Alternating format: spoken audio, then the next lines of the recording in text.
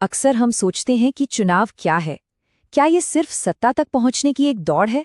नहीं, असल में ये शासन चलाने के लिए मिला एक पवित्र जनादेश है, लोगों का एक गहरा भरोसा है। और इसी भरोसे के साथ आती है एक बड़ी जिम्मेदारी। देखिए, चुनाव सत्ता के बारे में नहीं होते, वो उस जिम्मेदारी के बारे में होते हैं जो इसके बाद आती है। किसी भी जनसेवक का पहला और सबसे जरूरी कर्तव्य यही होता है कि वो लोगों के फैसले को समझे और उसका दिल से सम्मान करे। तो चलिए इस बात को एक केस स्टडी से समझते हैं। हम आज बात करेंगे मिजोरम के तुइरियाल विधानसभा क्षेत्र की, एक ऐसी जगह जहां लोगों ने अपनी बात, अपना फैसला बहुत ही साफ साफ और बड़ी सटीकता के साथ सामने रखा। ये है तुइरियाल। यहाँ की जमीन को समझना जरूरी है। ये एक कृषि प्रधान समाज है जहाँ ज्यादातर मीजो और हमार जनजातियों के लोग रहते हैं। और यहाँ एक खास बात है, ऊंची साक्षरता दर, साथ ही बहुत मजबूत सामुदायिक संस्थाएं। ये सब मिलकर यहाँ के सामाजिक और आर्थिक ताने बाने को एक अलग ही पहचान देते हैं। अगर हम यहाँ की आबादी की बनावट को देखें तो लगभग 76% मीजो समुदाय के लोग हैं और करीब 7.5% हमार समुदाय के। और यही जो अनोखी सांस्कृतिक बनावट है, ये यहाँ की राजनैतिक सोच को एक आकार देती है, एक दिशा देती है। और जब चुनाव हुए तो देखिए क्या हुआ, 85.7%। ये सिर्फ एक आंकड़ा नहीं है। सोचिए, इतनी बड़ी संख्या में लोग बाहर आए वोट देने के लिए। ये एक सामूहिक आवाज है, एक मांग है कि हमारी बात सुनी जाए, हमारी सेवा की जाए। लेकिन असली कहानी तो अब शुरू होती है। चुनाव का नतीजा एक ऐसे आंकड़े पर आके रुका जिसने सबको चौंका दिया। जीत और हार का एक ऐसा अंतर जो लगभग ना के बराबर था।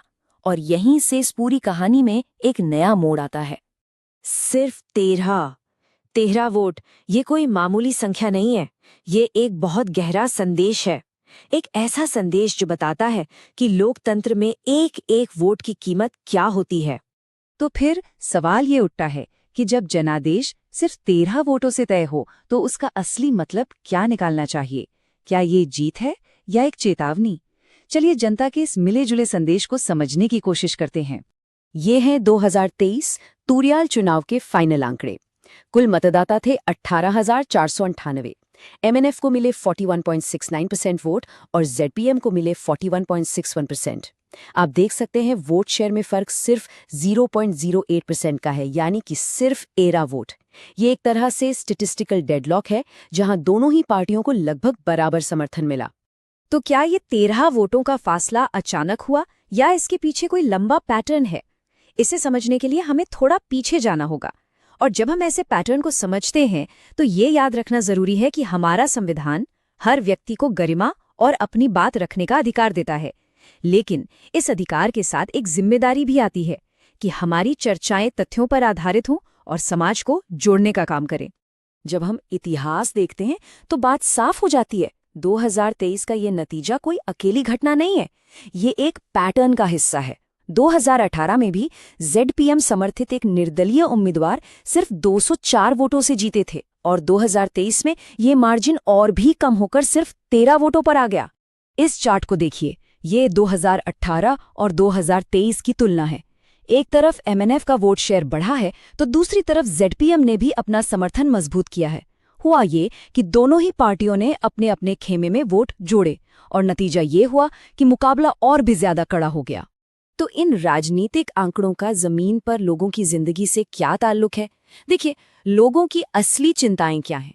खराब सड़कें और ट्रांसपोर्ट, नौजवानों के लिए बेरोजगारी और जमीन के अधिकार, खासकर एक डैम प्रोजेक्ट को लेकर चिंताएं। ये वो मुद्दे हैं जो हर घर को छूते हैं। अब सवाल ये है कि ऐसे बटे हुए जटिल जनादेश का जवाब क्या होना चाहिए? इसका जवाब है एक रणनीतिक ढांचा जिसे चतुर्मुख सिद्धांत कहा गया है। ये सिर्फ एक थ्योरी नहीं है, बल्कि मतदाताओं के संदेश पर एक सीधी सोची समझी प्रतिक्रिया है। तो ये चतुर्मुख सिद्धांत क्या है? ये असल में एक जन केंद्रित रणनीति के 4 मजबूत स्तंभ हैं। पहला, चुनावी सटीकता। दूसरा, संगठनात्मक मजबूती। तीसरा, एक स्पष्ट नैरेटिव। और चौथा, संसाधनों को सही तरीके से जुटाना। इसका मकसद सिर्फ वो 13 वोटों का अंतर पाटना नहीं है, बल्कि एक बेहतर जवाबदेह शासन देना है। और इस रणनीति के केंद्र में है एक खास तरह का नेता, इसे हम जमीनी सेवक कह सकते हैं। ये वो नेता है जो बड़ी बड़ी बयानबाजी नहीं करता, बल्कि समुदाय पर ध्यान देता है, जो विकास और सेवा को सबसे ऊपर रखता है और जो अपनी ईमानदारी और साफ रिकॉर्ड से लोगों का भरोसा बनाता है, जिसकी जड़ें स्थानीय हों, जो वहाँ की संस्कृति को गहराई से समझे। अब अगर हम मौजूदा उम्मीदवार के लाल डोंगलियाना के प्रोफाइल को देखें तो ये बातें उन पर काफी हद तक लागू होती हैं। उनकी ताकत क्या है? गहरी स्थानीय जड़ें, मौजूदा विधायक होना और एक साफ रिकॉर्ड। हाँ, कुछ कमजोरियां भी हैं, लेकिन उनका जो मूल व्यक्तित्व है वो इस जमीनी सेवक के आदर्श से बिल्कुल मेल खाता है। तो ये तो हुई रणनीति की बात, लेकिन रणनीति बिना एक्शन प्लान के अधूरी है। तो अब देखते हैं कि कैसे इस जनादेश को एक मिशन में बदला जाए। इसके लिए जरूरत है एक 90 दिवसीय एक्शन प्लान की।